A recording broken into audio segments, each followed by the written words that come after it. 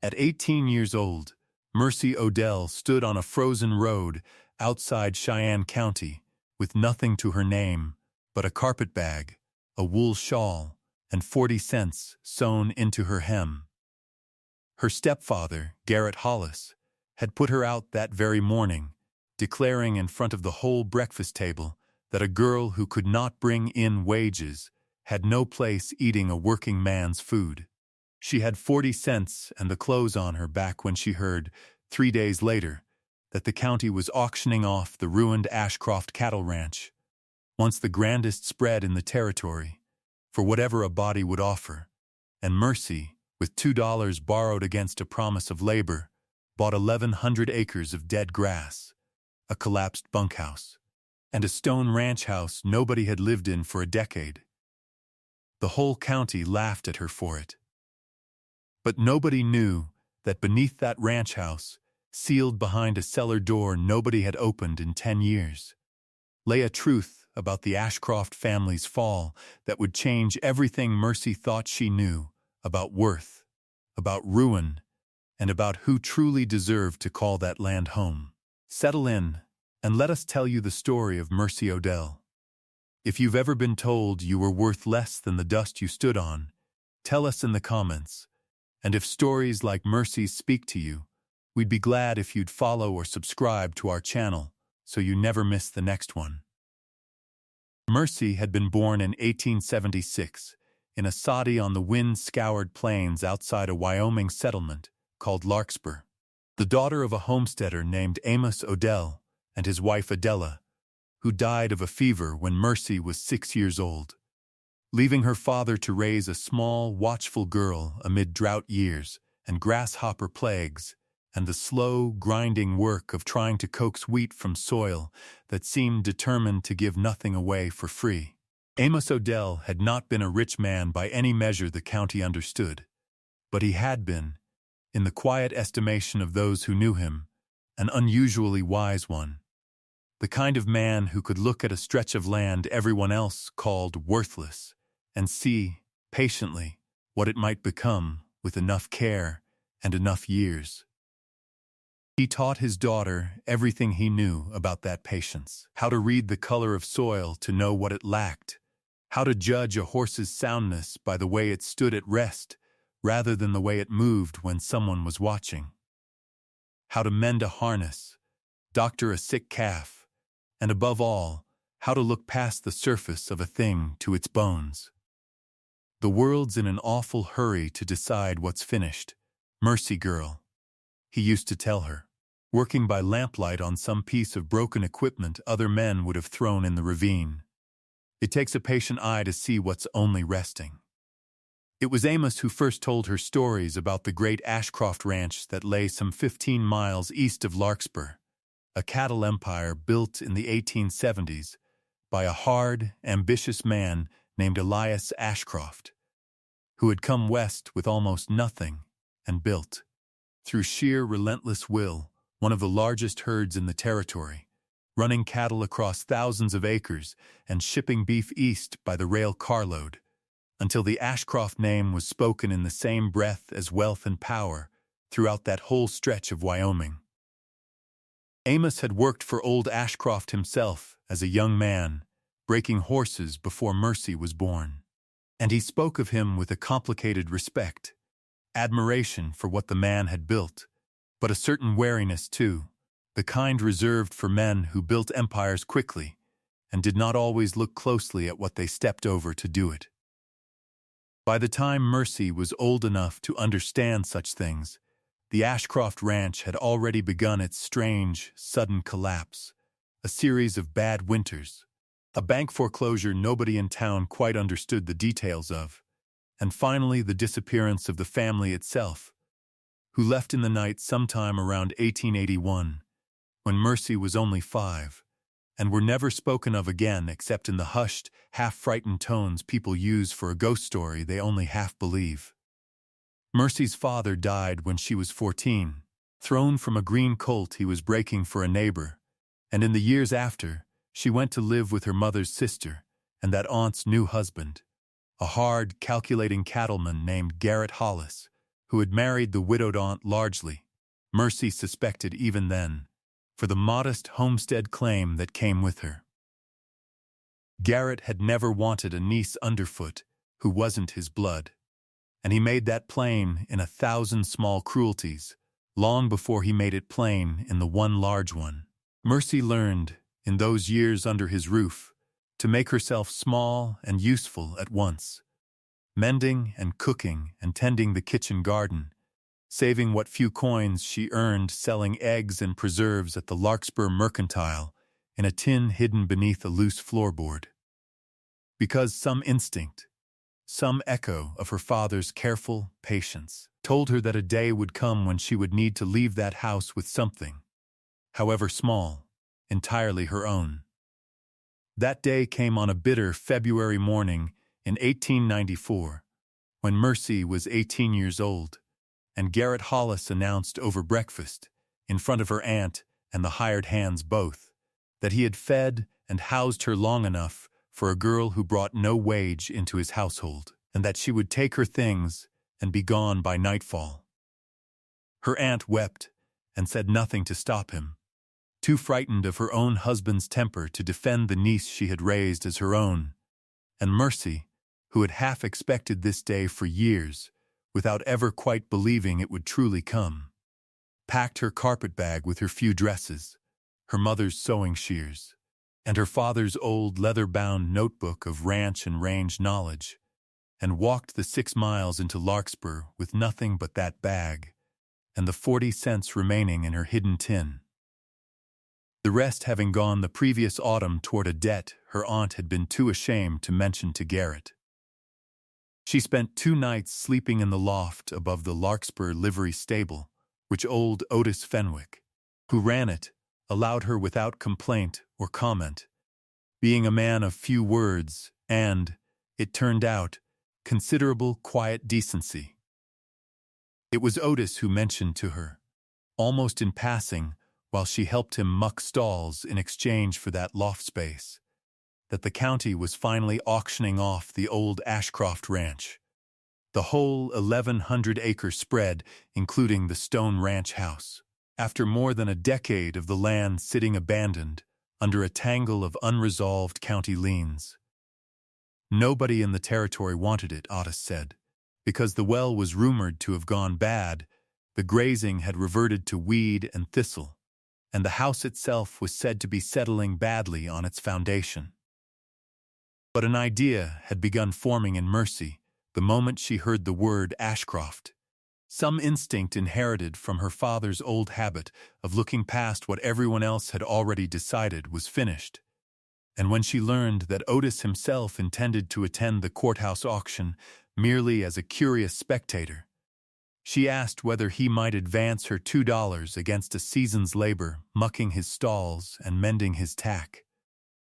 so that she might bid on it herself. Otis Fenwick studied her for a long moment with the flat, assessing look of a man who had spent his life judging horses and, by extension, character. And then he said simply that he'd known her father to be an honest man who paid his debts, and that he supposed the daughter of an honest man was a fair risk. And so it was that, on a raw March morning, with the whole gathered crowd of ranchers and speculators murmuring in surprise, Mercy Odell, 18 years old and possessing exactly $2.40 to her name, offered $2 for the entire 1,100-acre Ashcroft Ranch. And because not a single other soul in that courthouse crowd considered the ruined, well-cursed property worth even that modest sum, the county clerk brought down his gavel, and the land was hers. The laughter that followed her out of the courthouse was not unkind exactly, but it was the laughter of people entirely certain they were watching a foolish girl make the poorest decision of her young life. Old Mrs. Pruitt from the Mercantile said, not quite quietly enough, that the girl had bought herself a haunted ruin and a bad well for the privilege of freezing to death in it come winter. Mercy said nothing in return, only tucked the deed inside her father's old notebook and walked the 15 miles east to Ashcroft land with Otis Fenwick's borrowed mule carrying what few possessions she owned. Because whatever the town believed of her purchase, it was hers, entirely and outright, the first thing she had ever owned free and clear in her life, and she meant to see what it truly held before she let anyone else's judgment decide its worth for her. The ranch house itself, when she reached it in the fading light of that first evening, was a long, low structure of native stone that had clearly once been handsome, with good bones beneath a decade of neglect, a collapsed porch roof, windows boarded crudely by whoever had left in such evident haste, and inside, a thick, undisturbed layer of dust over furniture still standing in its places, as though the family had simply walked out one day and never once looked back. Mercy swept out the main room enough to lay her bedroll before the cold hearth that first night, and over the following days she worked with the same patient thoroughness her father had taught her, clearing debris, testing the well water, which proved bitter but not poisoned, only long unused, and slowly making the great echoing house livable, room by room. It was on her fourth day, while clearing a heap of collapsed shelving in what must once have been a pantry off the kitchen, that she discovered a door she had not noticed before, half hidden behind a fallen cabinet, its surface layered thick with dust and cobweb, leading down into a root cellar that had clearly not been opened since the family's sudden departure 13 years before. The door stuck badly on its hinges, swollen with years of damp, and it took the better part of an hour, with a pry bar borrowed from Otis's mule pack, before it gave way with a groan, releasing a breath of cold, close air that smelled of earth and old canvas. Mercy descended with a lantern held high, her heart beating with an anticipation she could not quite name, and found the cellar largely as any root cellar might be: shelves of long rotted preserves, a few broken crocks, until her lantern light caught, in the farthest corner, a trunk of good leather, its brass fittings tarnished black, but intact, sitting undisturbed beneath a canvas tarp gone stiff with age. She knelt before it with trembling hands and worked the corroded latch until it finally surrendered, and what she found inside would occupy her thoughts for every day that followed. A thick bundle of ledgers bound in oilcloth, a packet of letters tied with ribbon gone brittle and faded, several deeds and legal papers, and, resting atop them all as though placed there deliberately, and last, a small daguerreotype portrait of a stern-faced man Mercy recognized from an old photograph her father had once kept, as Elias Ashcroft himself. She spent that whole night by lantern light reading through what the trunk contained, and the story that emerged from those pages was far stranger and sadder than any ghost tale the town of Larkspur had ever whispered about the vanished family. Elias Ashcroft, it became clear from his own ledgers and correspondence, had indeed built his cattle empire through relentless ambition. But in his final years, he had also grown consumed by a bitter dispute with his own younger brother, Thaddeus Ashcroft, over the ranch's ownership and inheritance. A dispute rooted in the fact that the original homestead claim on which the empire had been built had, by the letter's own account, actually belonged first to Thaddeus. Filed under his name in 1868, when the two brothers first came west together, before Elias had gradually, and by various legal maneuverings, transferred the bulk of the land and cattle into his own sole name over the following decade, leaving Thaddeus with a diminishing share and a growing, understandable bitterness. The ledgers showed, in painstaking detail across many years, exactly how this had been accomplished: a series of loans Elias had extended to his brother during hard seasons, loans Thaddeus could not repay in cash, and so repaid instead in land, deed by deed, acre by acre, until the empire that bore the Ashcroft name and the wealth it generated belonged almost entirely to Elias alone, while Thaddeus, the true first claimant, had been reduced to little more than a hired hand on land that had once been his own. The letters, written in Thaddeus's own increasingly desperate hand across the final 2 years before the family's disappearance, begged Elias for a fair accounting, for some restoration of what Thaddeus believed was rightfully his, and Elias's own draft replies, several of which remained in the trunk unsent, revealed a man wrestling visibly with guilt, but unable, in the end, to bring himself to surrender what he had built, rationalizing again and again in his own cramped handwriting that possession and improvement counted for more than an old claim filed years before either brother knew what the land would become. The final letter in the bundle, dated only weeks before the ranch's sudden abandonment, was from Thaddeus, and it was not angry, but simply, devastatingly weary, informing Elias that he intended to take the matter to the territorial court and force a full legal accounting of the original claim, cost what it may to both their reputations. And there, the trail went cold within the trunk's own papers. Though Mercy understood enough of what she read to guess, with a growing cold certainty, that whatever legal storm Thaddeus had threatened must have precipitated the family's abrupt flight and the ranch's subsequent collapse into the tangle of unresolved county liens that had left it unclaimed and cursed in local memory for over a decade. What became of Thaddeus Ashcroft afterward, the papers did not say. But buried among the deeds, Mercy found something that made her sit back on her heels in the cold cellar air, with her breath caught in her throat. A formal, notarized quitclaim document, drafted but never filed, in which Elias, in what appeared to be a final crisis of conscience shortly before the family vanished, had begun the process of restoring a full half-share of the ranch's true title back to his brother Thaddeus. An act of restitution interrupted, it seemed, by whatever sudden catastrophe drove the family from the county before the document could ever be properly recorded at the courthouse. Mercy carried this discovery quietly for several weeks, working her land by day, restoring fence and testing soil, while turning over in her mind what such papers might mean, and what obligation, if any, they placed upon her. She was no lawyer, and understood only imperfectly the tangled legal question of whether a 13-year-old unfiled quitclaim, discovered by a new owner with no blood tie to either brother,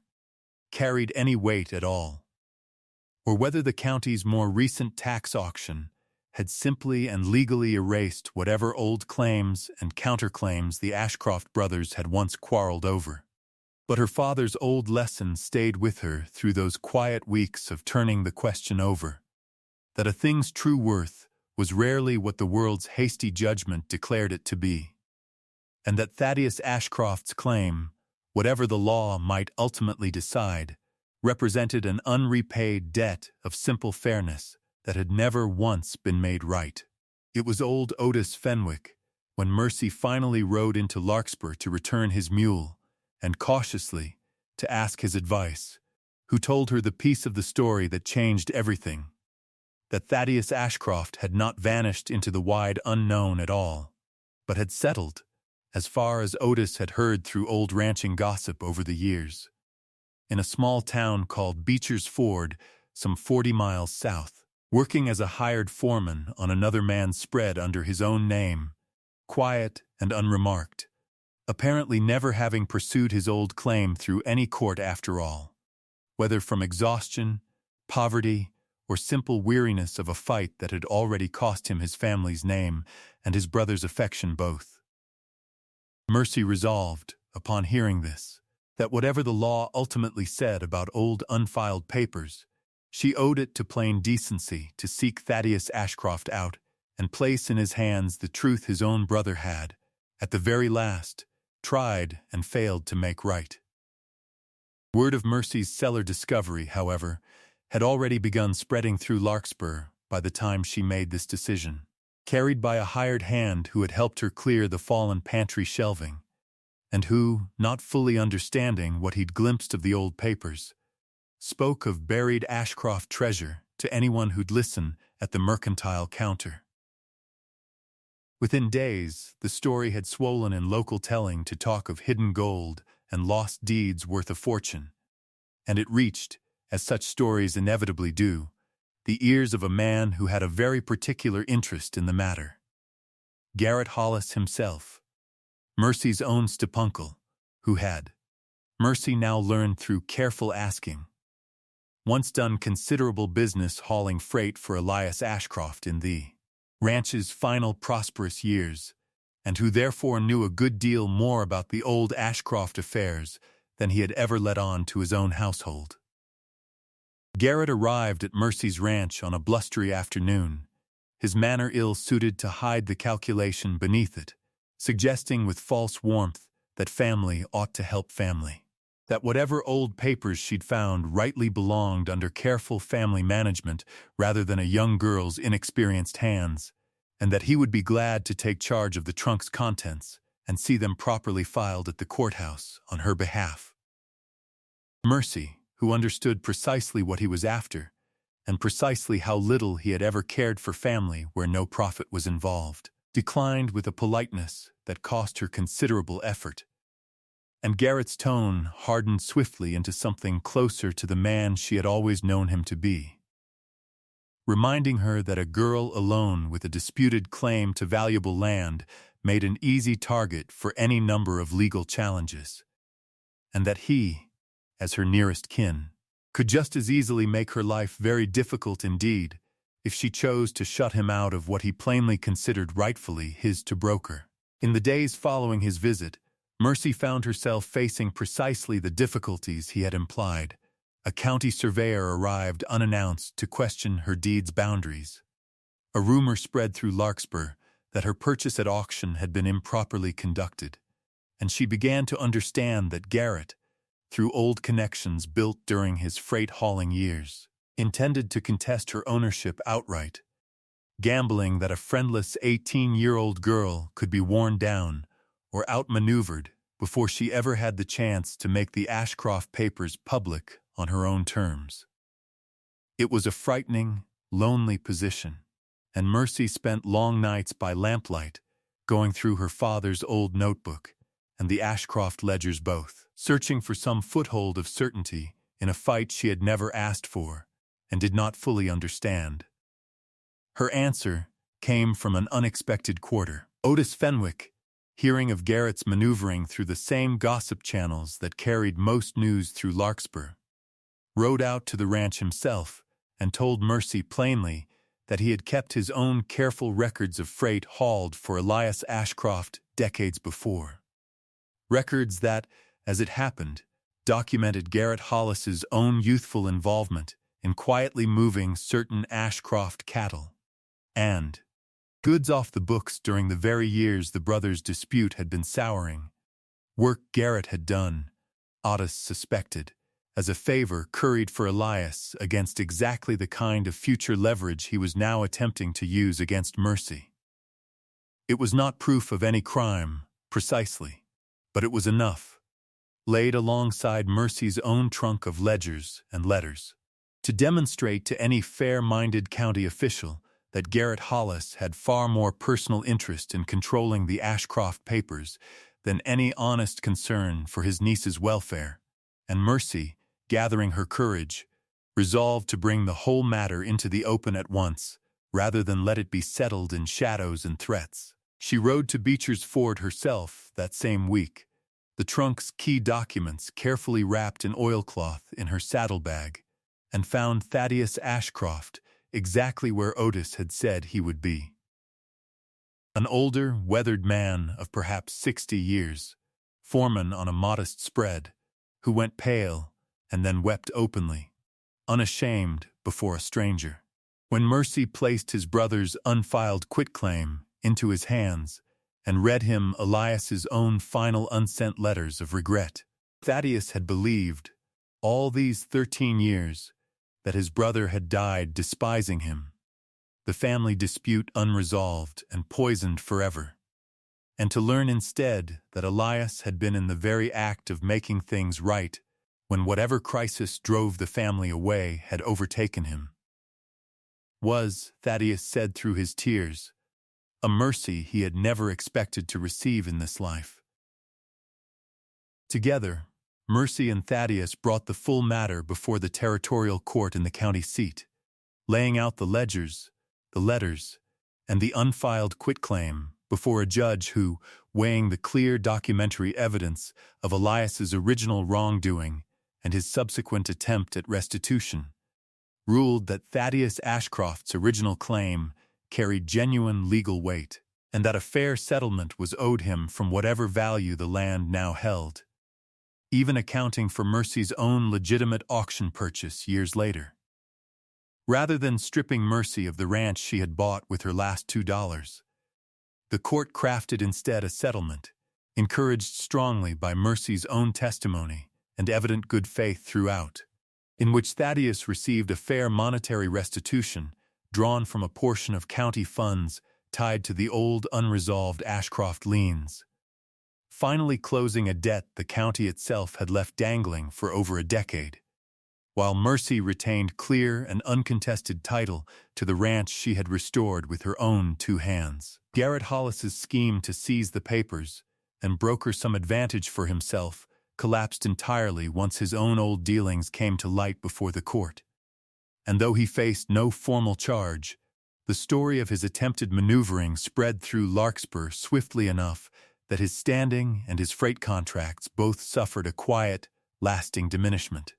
The particular justice of a man who had built his position on others' misfortune, finally finding his own reputation, cost him dearly in turn. Mercy Odell, once mocked on the courthouse steps for spending her last coins on a cursed ruin, found herself instead, within a single year, the rightful and undisputed owner of a restored working ranch. The woman who had reunited a broken family's truth after 13 years of silence, and the reason an old man finally laid down a grief he had carried alone for over a decade. Thaddeus himself, moved by what she had done, chose to stay on as her ranch foreman rather than start over elsewhere at his age, teaching her the finer points of cattle management her father had never had occasion to learn. And together they began slowly rebuilding the Ashcroft grazing land into something productive again. Not an empire this time, but an honest working ranch, built on partnership rather than one brother's hunger to possess everything alone. What Mercy had found in that dust-choked cellar was never gold or hidden fortune in the way Larkspur's gossip had imagined, but something far rarer, an old truth finally allowed to see daylight. A wrong finally set right, not through anger or vengeance, but through patient, careful honesty.